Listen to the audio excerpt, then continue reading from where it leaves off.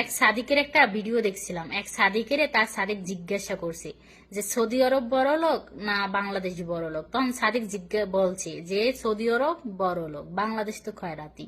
কথা বাংলাদেশ যদি সৌদি আরব যদি বড় লোক হয়, হ্যাঁ জুম্মার দিন সৌদি আরব কি লেগে জিলাপি দেয় না মসজিদে?